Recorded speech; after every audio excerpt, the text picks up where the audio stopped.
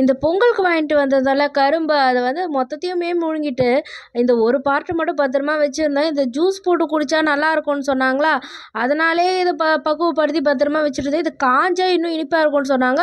அதனால இவ்வளோ நாள் காயின்னு காய வச்சுட்டு இருந்தோம். அதுக்கப்புறமா வந்து இது கட் பண்ணுறது வந்து அப்படியே முழுசாக போட முடியாது. இது வந்து துண்டாக தான் கட் பண்ணணும். இல்லைனா நம்ம மிக்சியோட ஜாரு தனித்தனியாக துண்டு துண்டாக போயிடும்.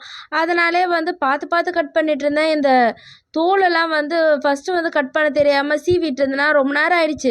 அதுக்கப்புறம் இந்த மெத்தடில் கட் பண்ணால் ஈஸியாக இருந்தது. இது வந்து பக்கத்தில் இந்த கரும்பு புழியிற இடம் எடுத்துகிட்டு போயிருந்தா அவங்களான்னு கொடுத்தா அழகாக புழிஞ்சு தந்துடுவாங்க. நம்மளுக்கு பக்கத்தில் யாரும் அதுமாரி புழியிறவங்க இல்லையா, அதனால இன்றைக்கி நம்ம இந்த கரும்பு ஜூஸ் எடுத்துடலான்ட்டு இந்த கரும்பு ஜூஸுக்கு ரெடி பண்ணிட்டு இருந்தேன்.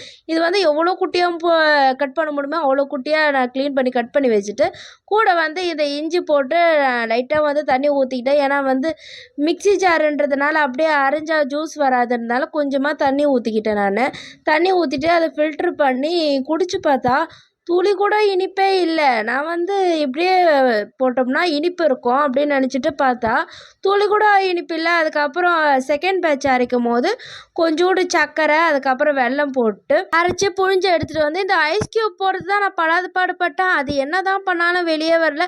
அதுக்கப்புறம் ஓரளவுக்கு கிறுக்குத்தனம்லாம் பண்ணி அது ஐஸ் க்யூப்லாம் கொட்டிட்டு நெக்ஸ்ட்டு வந்து இது லெமனு தான் வந்து புழிஞ்சு விட்டுட்டு மிக்ஸ் பண்ணிட்டு குடிச்சு பார்த்தா சூப்பர் அப்படின்ட்டு அம்மா மட்டும் தான் சொன்னாங்க. எனக்கு அவ்வளோவா அந்த டேஸ்ட்டே பிடிக்கல.